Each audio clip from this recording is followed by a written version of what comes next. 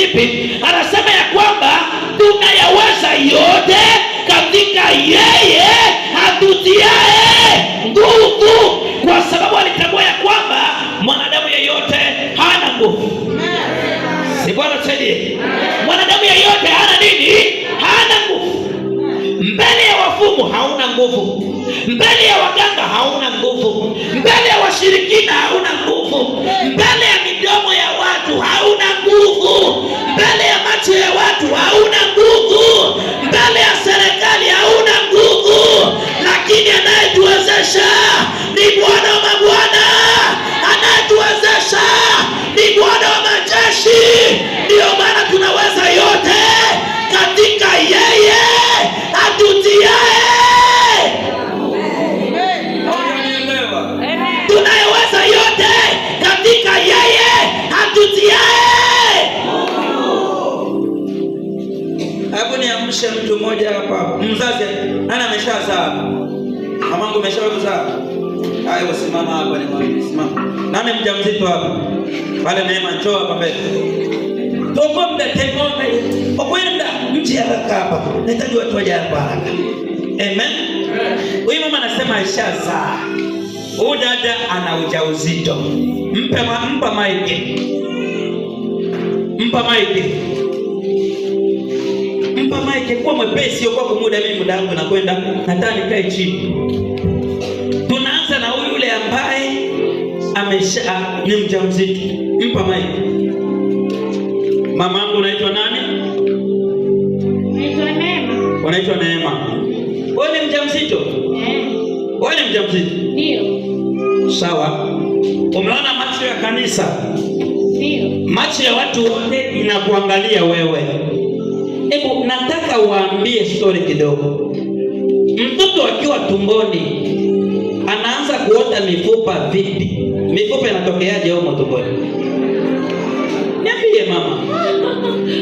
Mifupa Sina damu, alafu Mungu mwenyewe ndo anakonekti mifupa. Unajua ujui na wewe ni mjamzito.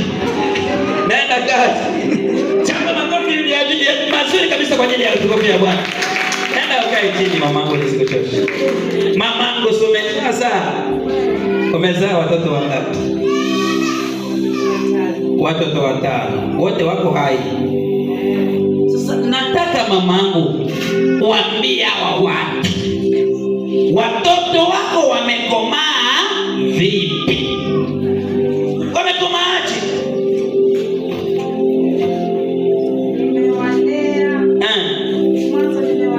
Ukaona wanakomaa. Walikomaa. Nataka waambie ili kuaje kama warefuki wao warefu. Ukawalea. Wako wakubwa. Ilitokea sasa kusudi wao wakubwa. Ulionaje basi wamekuwa wakubwa? Ama umetokea tu na wao wamekuwa wakubwa? Bwana Yesu asifiwe. Bwana Yesu asifiwe. Yaani ulilala ipo siku walilala. Ipo siku walilala chini kwenye kitanda. Alafu kasimama hapo kakaa hapo. Ukaanza kuangalia jinsi vile wanavyokomaa. Yaani hata wewe mwenyewe hujui walivyokomaa. Amen. Amen. Ama huyu mzazi anatudanganya. Mwingine mzazi aje hapa. Mama chukua mic. Mama chukua mic. Ambia wa watu hao. Watoto wako wamekomaa vipi mama? Watoto nimewalea kweli.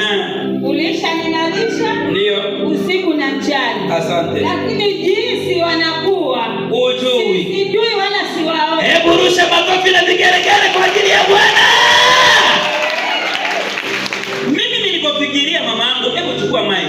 Nilipofikiria utasema hivi, ipo siku niliona watoto wangu wanalala, nikaenda nikakaa karibu na kitanda nikitaka kuona wanangu wanakomaa vipi. Hapo kabla muda ya saa 7 kama saa 7 kama saa 8 usiku nikono moja na nyoka kidogo, nikasema ni hivi ndio watoto wanakomaa. Kumbe hata wewe mwenyewe pia hujui. Hebu rusha makofi na vigelegele kwa ajili ya Bwana. Mamangu nisikusumbue. Amen.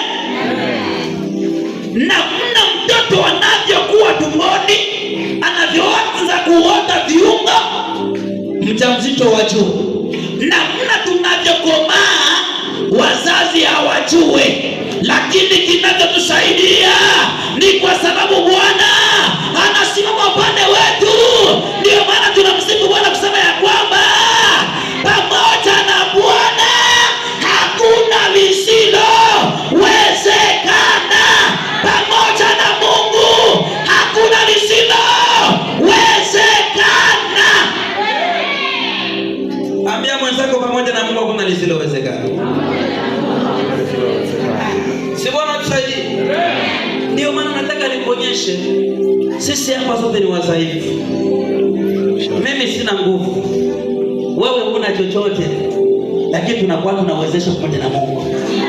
Bible inasema panatokea taifa ambayo inakuja kupigana na Israeli, na ile taifa ilikuwa taifa ya Ufilisti, na ilikuwa na nguvu sababu palikuwa na shujaa mmoja aliitwa Goliathi.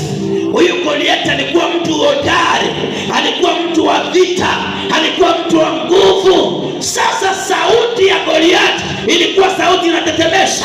Kama sauti yake iliogopesha watu, je, sasa mwili wake uliogopeshaje watu? Amen. Israeli wakakosa amani. Wakitaka kula chakula, wanasikia Goliathi ameanza kuongea huko, mara moja wanaacha kula chakula. Israeli wakitaka sema tufanye mazoezi ya vita, wanasikia sauti ya Goliathi, mara moja wanajifinika, wanajificha sehemu. Sasa katika Israeli ilipitia Goliathi akufe. Sasa akifa Goliathi, Israeli itakuwa na amani. Sasa Sauli akaangalia miongoni mwa majeshi wote, nani aliye na nguvu ya kwenda kumuua huyu Goliathi? Bwana Yesu asifiwe zaidi. Kanisa, haleluya. Amen. Sauli mwenyewe akaona mimi ni mzaifu, siwezi kumuua Goliathi. Na ndio rais huyo anaangalia magavana ni wadhaifu, hawezi kumuua Goliathi. Mtu ambaye ataogopwa na mtu mmoja aogopwa na maelfu ya watu. Unaweza alikuwa ni mtu wa mchezo huyo? Amen. Hakuwa mtu wa mchezo, si ndio? Lakini panatokea kitu ambacho Sauli akafanya. Sauli akasema mimi nimeshindwa kuua Goliathi, gavana zangu hawawezi, majeshi wako wanajificha.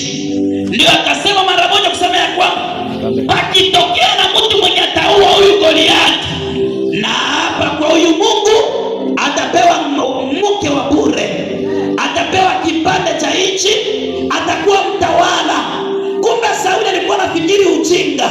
Sauli anafikiria ya kwamba mapambano ni yake, ndio maana akatambua ya kwamba mimi nimeshindwa. Lakini pakatokea na katoto kadogo ambako ni Daudi. Daudi akatambua ya kwamba mimi sina nguvu, lakini Mungu aliyeniumba hana nguvu zaidi. Haleluya, haleluya, haleluya. Wewe una nguvu ya kupambana na wachawi, lakini Mungu aliyekuumba ana nguvu zaidi. Wewe una nguvu ya kushindana na waganga, lakini Mungu aliyekuumba ana nguvu zaidi. Wewe una nguvu ya kujitetea mbele ya majirani, Mungu aliyekuumba ana nguvu zaidi. Nataka niongee na moyo mtu mmoja nisema ya kwamba kuwa na imani na Mungu aliyekuumba, matatizo kuinukie. Kuwa na imani na Mungu aliyekuumba, kuwa na imani na Mungu wako, kuwa na imani na Mungu wako.